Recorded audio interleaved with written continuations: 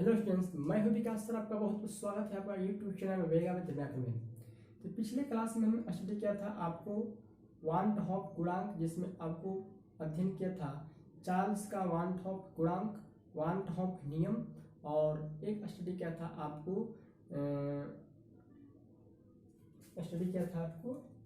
दूसरा टॉपिक बायल वान हॉफ गुणांक। ठीक है, बायल वान हॉफ नियम और चार्ल्स वान हॉफ नियम पिछले क्लास में हम स्टडी कर चुके हैं। इस वीडियो को नहीं देखे हैं तो इस वीडियो के लिंक में डिस्क्रिप्शन में मिल जाएगा, आप जाकर देख सकते हैं। क्योंकि हमारा क्लास 12 केमिस्ट्री का टॉपिक चल रहा है, जिसमें चैप्टर नंबर 2 है सॉल्यूशन। जब लास्ट टॉपिक ही चल रहा है जिसमें हम पहले स्टडी कर चुके हैं, बहुत से वीडियो बन चुका है। अगर आप सॉल्यूशन चैप्टर का एक भी वीडियो नहीं देखे हैं तो आप वीडियो का प्ले लिस्ट में सॉल्यूशन चैप्टर को साथ देखें, उसमें टोटल वीडियो आपको अपलोड है, आप जाकर देख सकते हैं। ठीक है, तो आज का हमारा टॉपिक है प्रासरणी दाब के नियम में तीसरा नियम, जिसको हम कहते हैं वहाँ एवोगाद्रो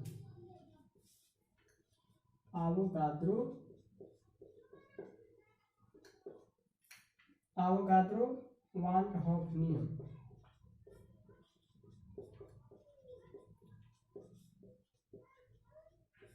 ठीक है, आज का हमारा टॉपिक है एवोगाद्रो वान हॉफ नियम। पिछले क्लास में स्टडी कर चुके हैं बायल का नियम और चार्ल्स का नियम।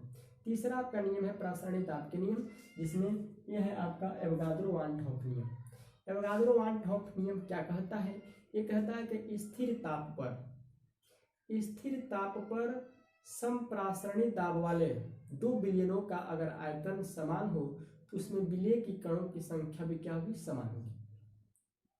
यानी एवोगाद्रो नियम जो वान हॉफ नियम है, ये कहता है कि स्थिर ताप पर अगर टेम्परेचर कांस्टेंट है तो दो सॉल्यूशन के लिए उसका अगर ऑस्मोटिक प्रेशर भी अगर क्या है? समान है, तो दो सॉल्यूशन के आयतन भी अगर क्या है? समान है, तो उसके विलय की कणों की संख्या भी क्या होगी? समान होगी। इसका मतलब हम कह सकते हैं कि प्रासरणी दाब जो है विलय के कणों की संख्या के क्या होता है? समानुपाती होता है। प्रासरणी दाब जो है विलय के कणों की संख्या क्या होता है? समानुपाती होता है। तो चलिए हम लिख लेते हैं, ये नियम क्या कहता है? स्थिर ताप पर समान प्रासरणी दाब वाले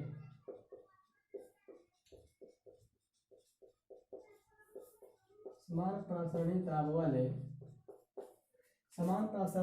दाब वाले दो या दो से अधिक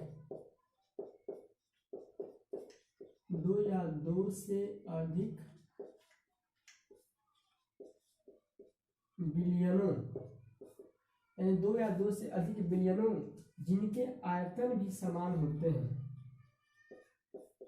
जिनके वॉल्यूम भी क्या हो? समान हो। ठीक है, जिसके वॉल्यूम में क्या हो? समान हो, तो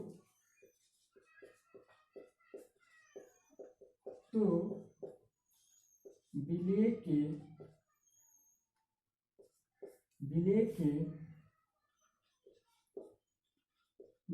के कणों की संख्या भी समान होगी। ठीक है, यानी सर कहना है कि अगर टेम्परेचर क्या है? कांस्टेंट है, तो प्रासरणी दाब वाले समान प्रासरणी दाब वाले दो या दो से अधिक विलयनों जिनके आयतन समान है, यानी कि उसका प्रासरणी भी दाब भी क्या है? समान है, उनका वॉल्यूम में क्या है? समान है, दो या दो से अधिक किसी भी विलयन के लिए, तो उस समय विलय के कणों की संख्या भी उसमें क्या होगी? समान होगी। अर्थात इसको हम कह सकते हैं प्रासरणी दाब समानुपाती m, यानी जब क्या है? T स्थिर ताप पर, T स्थिर है, क्या है? T स्थिर है, यानी कि ये प्रासरणी दाब है,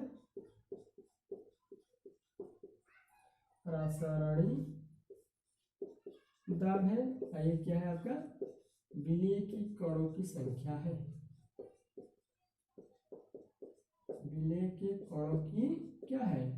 संख्या है, यानी कि प्रासरणी दाब है, ये क्या है? विलय के कणों की संख्या है।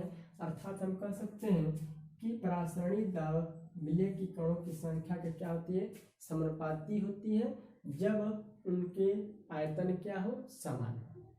यानी कि 2 बिलियन हो या 2 से अधिक बिलियन के लिए जब उनका आयतन क्या हो, समान हो, तो प्रासरणी दाब जो होगा विलेय के कणों का क्या होगा, समानुपाती होगा। विलेय के कणों के संग क्या होगा, समानुपाती होगा। यही आपका क्या कहता है, एवोगाद्रो वान हॉफ नियम कहता है। क्लियर। अब चले तनु विलयन के लिए, तनु विलयन के लिए ठीक है, आपका अवस्था समीकरण।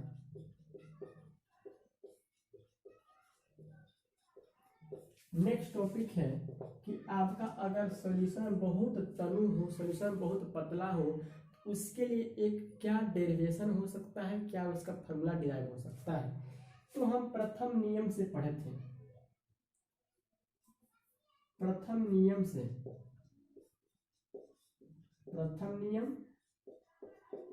प्रथम नियम से कौन सा प्रथम नियम, वायल वान टहॉफ गुणांक के वायल वान टहॉफ नियम से, प्रथम नियम से हम पढ़े थे कि जो प्रासरणी दाब होता है, जो प्रासरणी दाब होता है वो समानुपाती तो 1/v।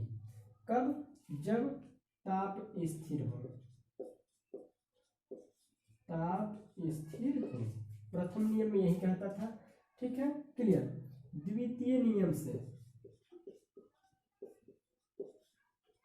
द्वितीय नियम से हम पढ़े थे आपका चार्ल्स का वान हॉफ नियम। चार्ल्स के वान हॉफ नियम में यह था कि आपका जो प्रासरणी दाब था वह परम ताप के क्या था, समानुपाती था, जब क्या था, सांद्रता स्थिर था।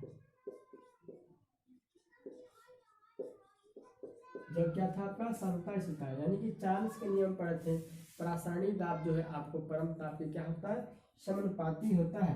क्लियर। अब यहाँ पर प्रासरणी दाब, ठीक है, समानुपाती, और टी जो होता है, टी का जो रिलेशन है 1/v, ठीक है। प्रासरणी दाब 1/v इंटू क्या हो गया, टी। अब पाई समानुपाती जो है, पाई समानुपाती जो है, यहाँ से कांस्टेंट हटाते हैं, कांस्टेंट, इस कांस्टेंट पर होता है RT/v, ठीक है। पाई समानुपाती RT/v, यहाँ पर क्या करते हैं, कांस्टेंट हटाते हैं, ठीक है। और यहाँ पर जो 1/v आपका क्या से आया, पाई समानुपाती टी, यानी परम ताप क्या होता है, समानुपाती होता है, या यहाँ पर क्या है, सांद्रता Ct, ठीक है, कांस्टेंट। तो कांस्टेंट से आया, जहाँ R क्या है आपका, यानी कि पाई भी बराबर क्या होता है, RT, जहाँ R क्या है आपका स्थिरांक है, R क्या है आपका स्थिरांक है, R क्या है आपका स्थिरांक है। क्लियर। अब यहाँ से यानी कि समीकरण 1 से ए आया, समीकरण 2 से आया, एक आया, हम यहाँ पर लिख सकते थे, हम यहाँ पर लिख सकते थे समीकरण 1 और 2 से, समीकरण 1 और 2 से आपका यह यही रह गया, और ए चला गया कहाँ, ऊपर, ए चला गया नीचे, ये पाई समानुपाती ये हो गया T/v। क्लियर। अब यहाँ पर कांस्टेंट है तो यहाँ पर लग गया R, यानी पाई भी बराबर क्या हो गया, RT, पाई बराबर क्या हो गया, RT। अब यहाँ पर नियम आता है, अब यहाँ पर नियम आता है कि यदि v आयतन बिलियन में, यदि v आयतन बिलियन में, ठीक है, यदि v आयतन बिलियन में n मोल क्या हो, डिजॉल्व हो, n मोल घुला हो, n मोल क्या हो, घुला हो, तो क्या हो सकता है, तो पाई भी बराबर तो हो गया RT, ठीक है। इसलिए आपको पाई भी बराबर हो जाएगा, n का मतलब क्या होता है, nRT, पाई भी बराबर हो गया nRT, पाई भी बराबर क्या हो गया, nRT, और n जो होता है, पाई बराबर हो गया n, यह भी आपका v हो गया RT, ठीक है, यह गया पाई, और n/v, n/v भी का मतलब क्या होता है सी, तो यहाँ पर n बाई भी सी आर टी, जहाँ ये आपका क्या है सांद्रता है, ये आपका क्या है प्रासरणी दाब है, ठीक है। टी क्या है ताप है और आर क्या है प्रासरणी स्थिरांक। क्लियर। यानी पाई बराबर हो गया सी आर टी, प्रासरणी दाब बराबर हो गया सी आर टी, एक फार्मूला। यानी कि तनु विलयन के लिए अवस्था समीकरण हो गया पाई बराबर सी आर टी, ठीक है। नेक्स्ट क्लास में हम लेके आएंगे आपको प्रासरणी दाब से हम आणविक द्रव्यमान कैसे निकात कर सकते हैं। तो वीडियो अच्छा लगे तो लाइक करें और दोस्तों में जरूर शेयर करें और कमेंट्स में बताएं कैसा लगा। थैंक्स, मैं वाचिंग वीडियो, मिलते हैं नेक्स्ट क्लास में।